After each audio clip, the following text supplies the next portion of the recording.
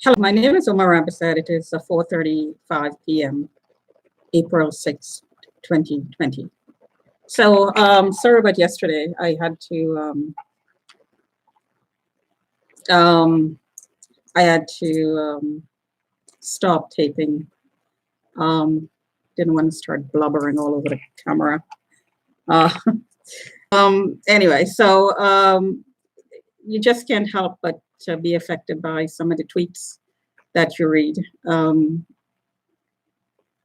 is a lot of suffering and pain out there. So that comes across in the tweets. Some of the tweets are heart-wrenching, especially when it comes to kids, and the kids are saying, "I couldn't say goodbye to mommy or daddy," and it's so sudden. It's such a shock that it's hard to read it and not get emotionally affected. So anyway, so today I did a bunch of tweets about what I suspect is a conspiracy that's going on. Just to make clear, I am not saying that the COVID-19 virus doesn't exist, and it's something new, and it's dangerous if it's not looked after quickly, and so on. I guess what I'm saying is it could be used as a cover for other things to take place, and that's reflected in my tweets. And the reason I'm saying that is I'm being harassed in the building in which I live as a target. So, and I'm also being harassed as belonging to the military. So there is the good side of the military and the bad side of the military, but to put it in very simplistic terms. So let's say the dark military will run experiments on people, and there's a history of this happening. I'm not making this up. I posted links. When the experiments are done, it is exposed, and investigations are done, and so on. So details come out that way. But it turns out that the people who are running the experiments do not tell the people who are directly involved in mopping up the mess afterwards. So for instance, if they're running, whoever they are, military, whatever other groups, but it seems like the military ran a lot of experiments that's been exposed and investigated and well documented.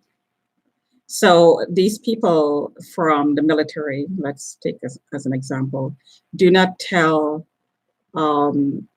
the city officials that they, for instance, they chose a city. The city officials are completely in the dark about what's going on, until, of course, the experiment is run and the people are in a panic and they get sick, and you have all this crisis in your hands suddenly. And they're blamed for the way it's handled. Really, you can't blame the people who are on the front lines dealing with it, because what they're doing really is mopping up after an experiment is being run, and they are taken by surprise. And how can you really plan for an experiment? You can't, because you don't know what type of experiment it's going to be. You don't know when it's going to be run. Although in some cases, hints are dropped, in some cases.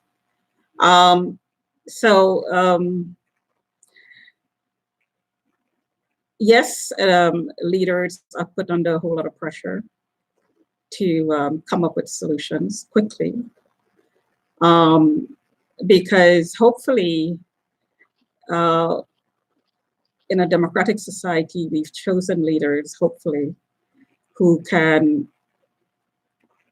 manage crisis and take on the responsibility, become good leaders. step up to the plate and shoulder the responsibility to solve to take care of the crisis and solve the problems that needs to be solved in order to take care of the crisis. But when you get leaders who are, and don't get me wrong, I'm not saying all the leaders are doing this, but some of them, I get the impression that they're playing politics. So instead of solving the problem and saving lives, they're playing the game of politics with lives. And in this case, for the COVID-19 crisis that we're dealing with, it hits not only the vulnerable, obviously the old is vulnerable, but I mean, the old has a special bond with the young. I know grandparents are very special to young kids. So it impacts the children equally as hard as the older person who's not getting visits from their family and their grandkids. Dying alone is not supposed to happen in an ideal situation. And the way we were living our lives, dying alone normally does not happen. Most people, even if you don't have an immediate family, you have people around you who cares about you, or at least one person who care about you, 2, 3, 4. If you don't have an extended family. Dying alone is not something that an older person who's accustomed to having family around should do. It should not happen. And also, there is another side of dying. I don't want to harp on the spiritual side too much.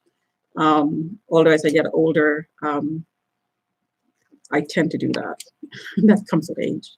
And it comes with having a different perspective because you live longer. And you have a deeper understanding as you get older. But there is something about death, and I've gone through a few deaths, very close family members dying, and I've been part of the process of dying, very, very, very closely so. And while it is very painful, there is no doubt there is pain involved in the separation. There is lessons to be learned in the process of dying. There are lessons to be learned when you're a part of the process. Not only observing the person, but interacting with the person as the person, I'm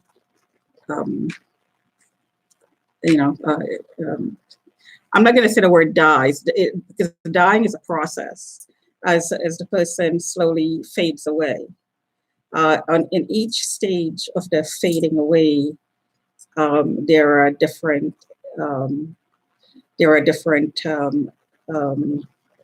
types of interactions, emotional, physical. I'd say mainly emotional that ties into the spiritual, but let's leave the spiritual out. But emotional, there is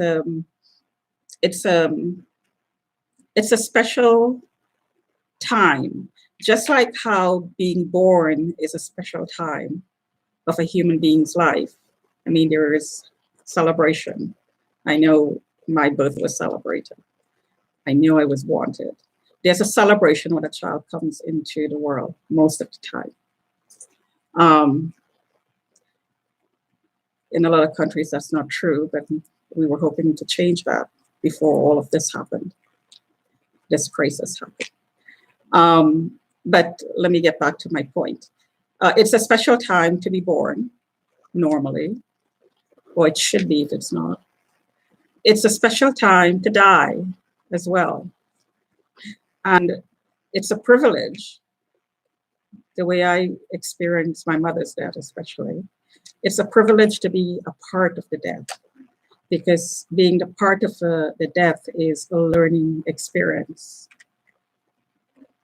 So when I read things like hospitals are not allowing family members to say goodbye, well, the person is dying, so infection is not a problem. And family members who are willing to wear protective clothing and be there should be allowed to do that. Masks, gowns. I mean, my brother had pneumonia, very contagious pneumonia, and I visited him. Masks, gloves, gowns. I was fine. And I didn't only do it once, I did several times. Never got it, never got the disease. There should be, to take away some of that pain of people saying, I didn't get to say goodbye, which is something, especially for a child, is something that the child is going to take with her or him for the rest of the child's life. Something that is going to be imprinted in your brain and leave scars, memories, painful memories. Losing the person is painful enough, but not being able to say goodbye is even more painful. So the person is going to remember for the rest of her life that I didn't only get to say goodbye to grandpa or grandma, but who died suddenly. I had to say goodbye to let me say that again. I had to say goodbye to grandma or grandpa suddenly. They were gone. But not only that, I didn't have to only deal with that loss. I had to deal with the thought of not being able to say goodbye. That's what I meant to say. So it's funny how tweets from different subsets of people in society, and this is a great thing about Twitter. You don't only get the mainstream media take on things, the status quo, but you get a cross-section of opinions and emotions coming through, perspectives, and solutions to problems that comes through. And like I said before, there's a lot of people out there with very, very, very good ideas, extremely intelligent people who are not necessarily looking to be famous and who are not necessarily looking for a whole lot of money, but are willing to participate in the process of making the world a better place and being active in doing that. And part of being active in doing that is bringing up good ideas. Even if you don't have the resources to do it, just coming up with an idea is a contribution. It's a major contribution. Even if the idea is not implemented, it will lead somebody else to think of something else that may be the solution to the problem. And this is the great thing about Twitter. And this is the great thing about free speech, which is why I'm so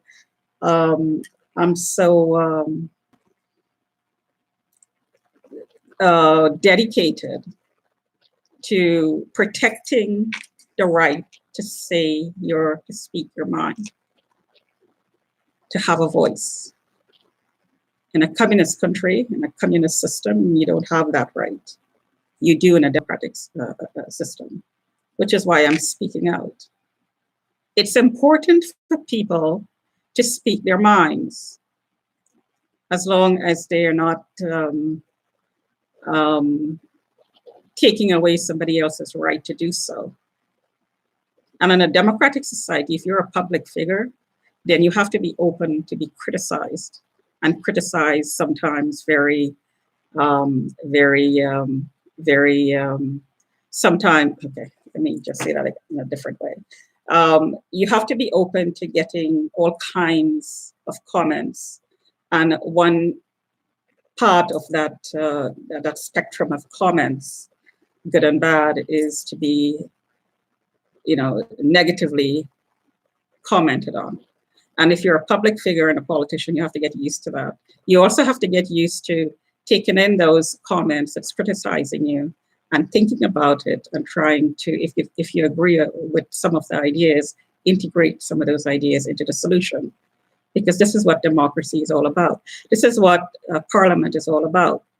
The MP is supposed to take the ideas of the area he or she represents into parliament and debate it. Well, Twitter gives you the opportunity to voice your own opinion on a one-to-one basis to your member of parliament. So it's a great way of speaking your mind. Anyway, so, wow, that's 15 minutes. So here is, I actually, I downloaded the data from this detector, spectrum analyzer, which is very good. And it shows the alert system that's being used in the building as part of the experiment being run, not only by the Chinese traffickers, but from what they're saying, and I just got a scan on the chest.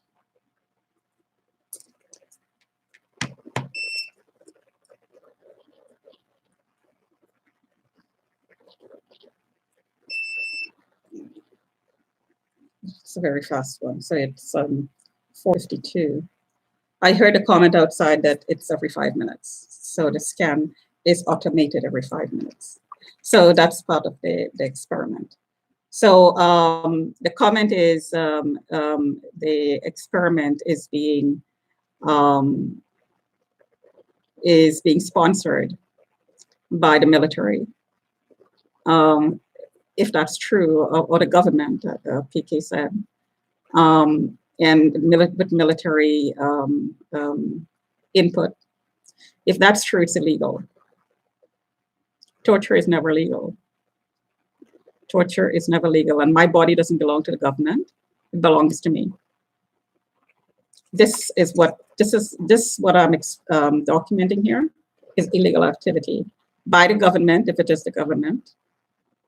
Although I think if it is the government, it's criminals in the government that's doing it, just like there are criminals in the military that's doing it, if the military is involved. This is illegal activity, criminal activity. And the military, yes, there's might and money and connections and power in the military and in our governments and in the elite of our governments and the military, yes. And I could be killed off in a second, yes. That doesn't mean that they should get away with it. Nobody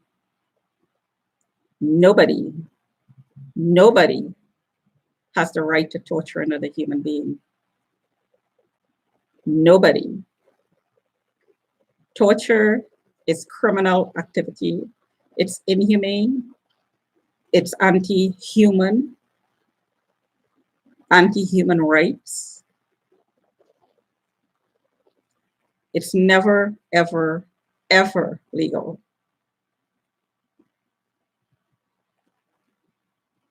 So if the military is involved, it should be held accountable. If the government is involved, it should be held accountable. I mean, why should we have a repeat of if we could help it and not allow it to happen? Why should we have a repeat of a 9/11 kind of event? There's all kinds of things that's said about 9/11, right? 13 Muslim people with box cutters hijacked the plane, or 2 or 3 or whatever. Obviously, I don't believe it because I say whatever. It's very serious stuff. It happened.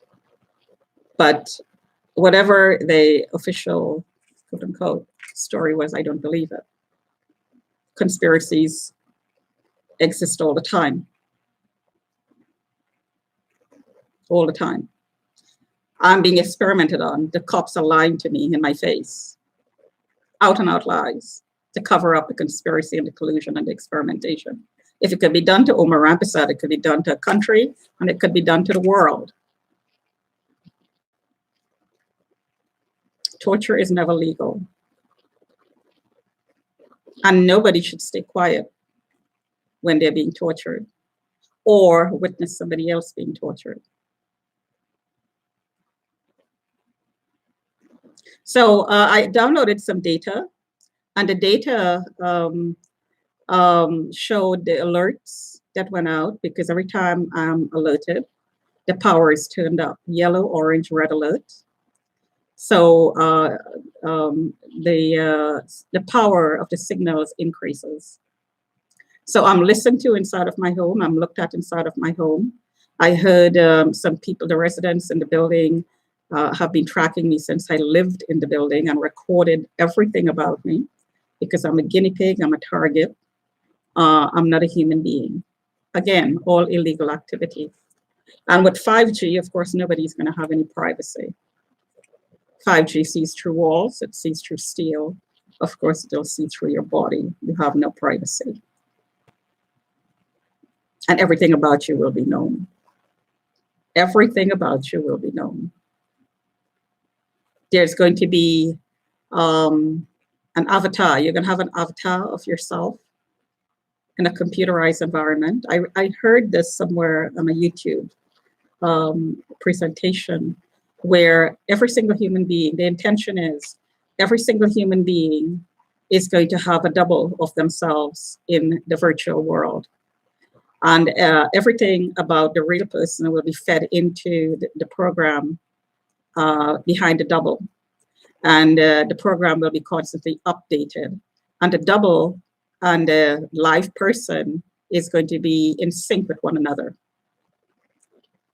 I read this somewhere. That is very, very possible. I believe this is where we're headed. Complete and utter control of a human being, where you have no free will. You do not have free will, because you're going to be hooked up to a computer, or you're going to have a person logging into you, shadowing you all the time, and giving you feedback, like I just demonstrated. That was a feedback loop. I was talking, I'm doing this, I'm not supposed to. You get burnt, you get zapped, you get microwaved. That was a feedback loop right there. This is where it's headed. This is the experiment. So, all the people in power have to do is deny it. Deny, deny, deny, deny. Yes, there are microwaves. There is 10 of different types of microwave detectors. Yes, they are showing signals. Yes, the signals are being pulsed in a certain fashion, in a certain pattern. Yes, your skin is burning and your temperature is going up. And yes, you're in pain. And every single possible indicator there is to prove that you are being tortured with microwaves, it exists very clearly. But we are not going to say that it's happening. It's the elephant in the room. It doesn't exist. It doesn't happen. No matter what you say, we're going to deny it. And just because we deny it, it's true. Nothing is happening. The days for that is finished. It's gone. The computer is telling the truth. The computer is proving the truth, not a human being anymore. Omma Rampersad's brain is not spitting out the data anymore. Another little computer is, and it's spitting it out into another computer. So there is no human being in the middle that the court can say, gee, this is not happening. Not possible anymore. Torture is wrong. I really don't care whether it's a general on the top of the US military or the UN forces or whatever the heck the organization is out there. I don't care where these people are. Torture is wrong. Illegal surveillance is wrong. We are entitled to our privacy. Because there is a chip doesn't mean that there should be one in our brain. Because there is a computer doesn't mean that we should be hooked up to one. Because there's a satellite, an array of satellites orbiting the Earth, hooking up to all kinds of cell towers and so on, doesn't mean that it should be hooking up to our bodies. I am not totally against the technology. It should be managed differently. Human beings should be using the technology. The technology should not be using the human being. Because right now, this is where it's headed. A very few people are using the technology to control the human beings. It should be the other way around. Technology should be used to enhance the quality of life of human beings, of the world, the people in the world. It should be harnessed to enhance life and make it better, make it happier, make it more comfortable, to expand our imagination, to our problem-solving skills, to just evolve, and the sky is the limit. And if we think the world is overpopulated, well, there is a more humane way to bring down the population. Killing is not one of them.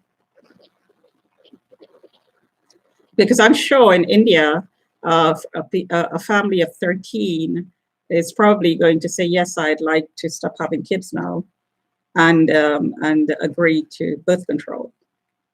So the next generation is going to agree to having 2 children rather than 13. It's about educating people. And yes, I agree that not everybody's going to go along with the agenda, but there are other ways to make those people come around to without violence, and doing it in a humanitarian way, not just by killing off people.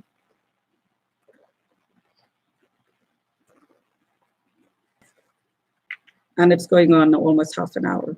It's amazing how time flies. Okay, so that's my blurb. I just wanted to do this blurb today because I know there are people in this building who would, if I tear up in one of my videos, going to say, "Oh my God, she's having a nervous breakdown and she's depressed. Oh my God, call the ambulance." Ambulances have been called before on me. Talk to you another time.